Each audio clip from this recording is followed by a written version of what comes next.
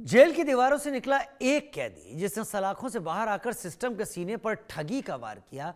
आरोप किसी बाहरी गिरोह पर नहीं बल्कि जेल से रिहा हुए एक कैदी पर ही है। कैदी ने जेल से रिहा होने के बाद अधिकारियों के फर्जी दस्तखत बनाकर सरकारी खाते से करोड़ों की ठगी को अंजाम दे डाला। जब मामला खुला तो जेल से लेकर पुलिस तक में हड़कंप मच गया। ये रिपोर्ट देखिए। कहानी है आजमगढ़ मंडलीय कारागार की, जहां से रिहा हुआ कैदी रामजीत यादव उर्फ संजय अब पुलिस के रडार पर है। कभी पत्नी की हत्या के आरोप में जेल में बंद रहा ये शख्स अब जेल के सरकारी खाते का ठेकेदार बन गया।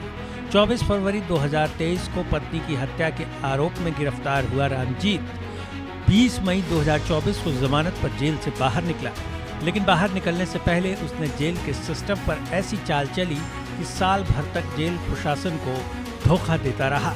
जेल से रिहाई के समय उसने कैनरा बैंक की चेकबुक, जो जेल अधीक्षक के हस्ताक्षर से चलती है, चुरा ली। बस फिर क्या था, रिहा होने के अगले ही दिन 21 मई 2024 को उसने 10,000 रुपए निकाल लिए। फिर अगले ही दिन 50,000 और कुछ ही दिनों बाद 1,40,000 रुपए बैंक से निकाल लिए। यानी एक बंदी जिसने जेल की रोटी खाई थी अब सरकारी खाते से पैसे उड़ा रहा था और किसी को भनक तक न थी। सितंबर 2025 में जब अचानक बैंक खाते से 2,60,000 रुपए के निकासी का रिकॉर्ड सामने आया तो जेल प्रशासन की आंखें खुली। जेल अधीक्षक आदित्य कुमार सिंह ने जब बैंक से स्टेटमेंट निकलवाया तो परत दर परत मामले का खुलासा हुआ। मंडली कारागार आजमगढ़ में एक कैदी द्वारा 30 लाख रुपए का धोखाधड़ी करने का मामला आया है। मामला सामने आपको बता दें कि मंडली कारागार में एक कैदी जो कि 2023 में अपने पत्नी की हत्या में निरुद्ध हुआ था, जिसको 1 वर्ष तक जेल में रहना पड़ा था। जेल में रहते हुए उसने जो है जेल में ऐसा साठगांठ बना लिया था कि लोगों को उस पर विश्वास हो गया था। हालांकि मई 2024 में जब रिहा हुआ वहां से, तो वहां से उसने जो है मंडली कारागार के अधीक्षक के नाम से जो चेक बुक था वहां पे कैनरा बैंक का, उसको उसने उड़ा दिया। उड़ा करके उसने लगातार कभी 10,000, कभी 25,000, कभी 50,000, लगभग इन सब चीजों कई मदों में उसने लगभग 30 लाख रुपए का अब तक गबन किया है। मामला खुलासा कब हुआ, जब सितंबर माह में 22 सितंबर को जेल अधीक्षक के द्वारा जेल अधीक्षक खाते से 2,60,000 रुपया निकाल लिया गया। तो जेल अधीक्षक को जब खबर लगी तो उन्होंने आनन फानन में जो है बैंक कैनरा बैंक पहुंचे। कैनरा बैंक से जब उन्होंने स्टेटमेंट निकाला तो स्टेटमेंट में ये दिखा कि लगभग 30 लाख रुपए का उस बैंक से गलत दस्तखत बना के फर्जी दस्तखत करके बैंक से निकाला गया है, जो कि रंजीत यादव नामक ने निकाला है। अधीक्षक ने तुरंत इस मामले में जांच शुरू करवाई।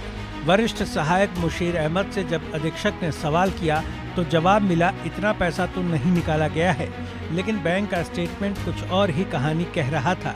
कुल 30 लाख रुपए से ज्यादा की रकम पिछले 18 महीनों में धीरे धीरे निकाल ली गई थी। इसके बाद 4 लोगों के खिलाफ नामजद मुकदमा दर्ज हुआ।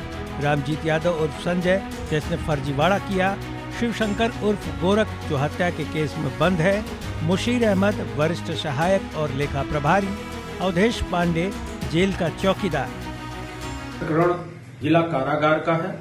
अधीक्षक जिला कारागार द्वारा कोतवाली नगर में तहरीर प्रस्तुत कर मुकदमा अपराध संख्या 516/2025 धारा 318(4), 61(2) और 316(5) BNS पंजीकृत कराया गया है। जांच से तथ्य यह प्रकाश में आया कि बंदी रामजीत यादव, बंदी शिवशंकर द्वारा वरिष्ठ सहायक लेखा प्रभारी मुशीर अहमद व चौकीदार अवधेश कुमार पांडे के साथ मिलकर सरकारी धन को बंदी रामजीत के खाते में ट्रांसफर कराया गया है। इस संबंध में जो नामजद 4 अभियुक्त हैं उनको पुलिस हिरासत में लेकर पूछताछ की जा रही है। मुकदमा पंजीकृत है, विधिक विवेचना की जा रही है और इस संबंध में कोतवाली नगर द्वारा आवश्यक कार्रवाई की जा रही है।